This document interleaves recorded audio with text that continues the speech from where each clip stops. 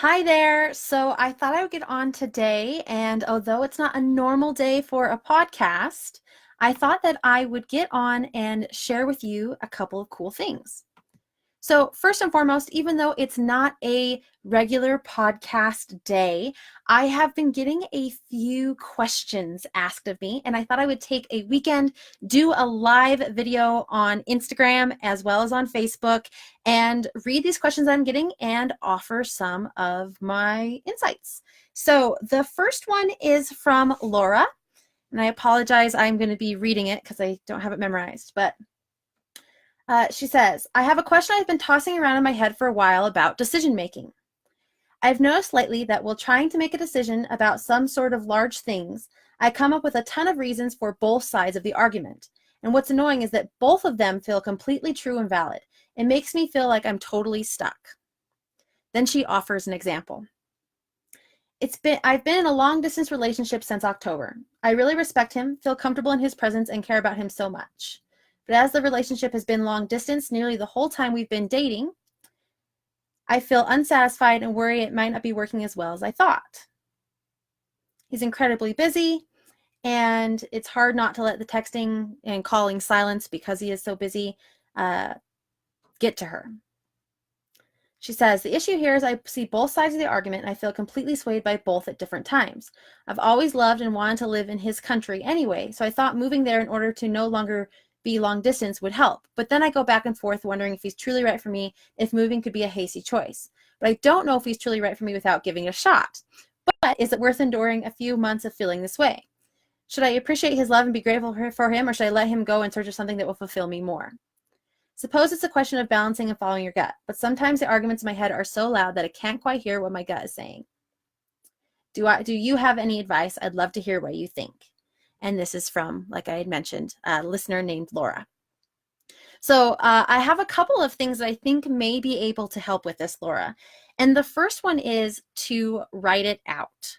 And that means if you are feeling nervous or you are feeling let down or lonely, putting it on paper and doing it to get it up, these emotions that are kind of residing in you, getting them up, out, and away.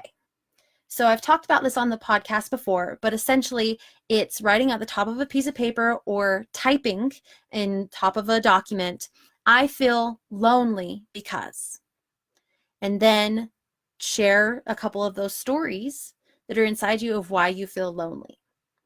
One part of this is that it kind of gets it out of your head and your body and out on paper. And once it's out on paper, we can feel more organized, and it takes a little bit of that chaos and that extra pressure off of us. Then what I recommend doing is ripping that up and throwing it away. Don't let anybody read it. Don't share with anyone what you wrote. But by getting those emotions up, out, and away from you, it'll clear things up so that you can feel like you had mentioned in here. You said, I guess it's a question of balancing and following your gut. But sometimes the arguments in my head are so loud I can't quite hear what my gut is saying. So by writing it out on paper and getting it organized and getting it up, out, and away from you, then you can have that space and that availability to feel it in your gut. So that's my first piece of advice.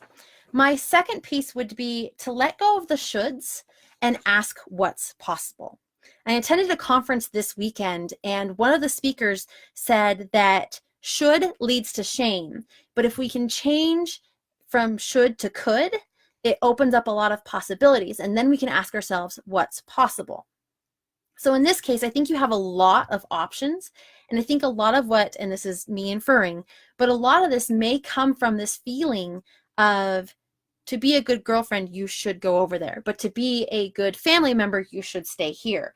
To be a good career woman, you should stay in your job. To be the kind of person who follows your dreams and travels, you should go over there, right? So there's a lot of opposing shoulds. But I want you to turn those to coulds and really ask yourself what's possible. Because right now it feels like there's only two options, and there may be a third, right? There may be a fourth. And by identifying what's possible and what you could do, that's when you can move into that more relaxed and better make your decisions. So my third tip and my final tip for you, Laura, is to ask yourself who you want to be. Now, I know you're a listener of the podcast, so you've probably heard me talk about this before, but identifying who we want to be is crucial because there are so many options that we need to define who it is we want to be in our lives. And one of the things that's a key thing for me here is that you said, I've always loved and wanted to live in his country anyways. So I thought moving there in order to no longer be long distance would help.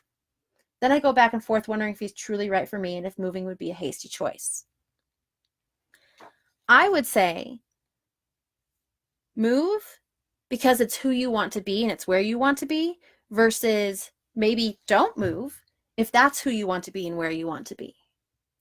I would almost take the relationship aspect out of it for right now and just identify who you want to be.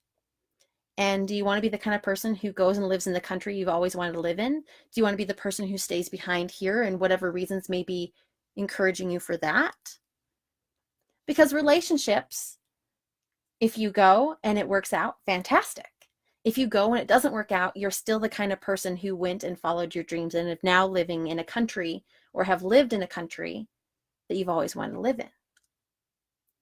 So that may seem a little biased on my side, but regardless of the direction that I think you should go, I think that the tips here can help you determine what's going to be the best thing for you. And the best thing for you is determining who you want to be, outlining what's possible, and getting those emotions up and out of you and away from you so that you can really focus on the decisions you want to make. And again, who it is that you want to be in this situation and who it is that you want to be moving forward. And that may be brave, that may be secure, understanding, comfortable, whatever it is that you want to be, identifying that and then making your choices based on that direction can make all the difference. It can really clear things up for you. So I hope that that helps. And one thing I'd love to note is that if you are able to watch this and you are listening, I would be happy to work with you and help you define who you want to be. And of course, I have a training class all about that. I have Declarations for Happiness coming up on June 1st, and I would love to offer you, Laura, a discount at that price so that you can attend the class, whether it's online or in person. You can attend the class and it can help you determine who it is that you want to be and hopefully help you with this decision. So go ahead and reach back out to me. I will respond to your email as well and let you know that I've recorded this video. But thank you so much for writing in, and thank you so much for trusting me to answer your question. And I hope that this helps. So the second question that I have gotten in the past week is from a listener named Carl. And he says, I've really struggled with not allowing myself to be a beginner. I think I made the mistake of learning and networking too much and not actually putting the work in over the time because I was so afraid of starting. Really looking forward to the rest of the stuff you put out, though. Can you talk a bit about getting over imposter syndrome as well? So if you listen to this episodes this week, the theme week was all about intellectual self-care. And I briefly touched on how to overcome imposter syndrome, but I would love to dive into it a little bit further to answer Carl's question. So the first thing is that it sounds like you have a little bit of analysis paralysis going on. There is a lot of information happening, a lot going on. You've done the networking, you've done the research, and you feel like you might need more so you don't feel like such an imposter. And that's my guess, but I'm thinking that's what's happening here. And one of the best ways to get over analysis paralysis is to kind of shut things down on the bringing in information, on the consuming information, and start producing information. So to do that, to move from consumer to producer, we need to start small and start every day. So you may be aware of this, you may know this, but it really comes in handy, and sometimes we need to hear it as it correlates to our specific situation for us to actually act on it. But truth be told, whatever it is that you're feeling a sense of imposter syndrome around, if you can show up, even if it's just for 5 minutes every day, and produce something that provides value, it will help you overcome imposter syndrome. Now, you didn't give me a specific example, but I am happy to use one of my own, which is I sometimes feel like an imposter and get imposter syndrome at work. As many of you may know, I'm a marketing director and I lead 3 teams, one of 9, one of 3, and one of 2. And I don't know everything. And sometimes I feel like I'm just really lucky I got put in the role and that I'm an imposter. And eventually the people that I report to and the people that are on my teams are going to find out that I don't know what I'm doing and I'm an imposter. And when that happens, I have to really step back and hone in on the fact that nobody knows what they're doing. Nobody really has any clue what they're doing. It's funny, if you talk to any parent, they will say that they're doing the best they can, and this other person looks like they have it together, and you can talk to that other person, they'll be like, I have no clue what I'm doing. I'm just going by the seat of my pants, right? So everybody is dealing with not knowing how to really approach something. Everybody can feel like an imposter at certain times. And if you do feel like an imposter, it goes back to just taking that step back, realizing nobody knows what they're doing, but then also seeing what small, minor, little act you can do that can provide value, moving from that consumer to that producer. That will help stop the analysis paralysis, but that'll also, as you're providing value in small chunks, that'll also help you gain that confidence, right? And when we can feel confidence and we can showcase that we're capable, then everything starts to fall into place. And eventually you don't feel like an imposter until the next thing comes along, the next problem, and you go, oh my gosh, I don't know what I'm doing. I'm not equipped for this. And then you do the same thing. You pull back and you do what you can, and you do it in small chunks, but you focus on it every single day.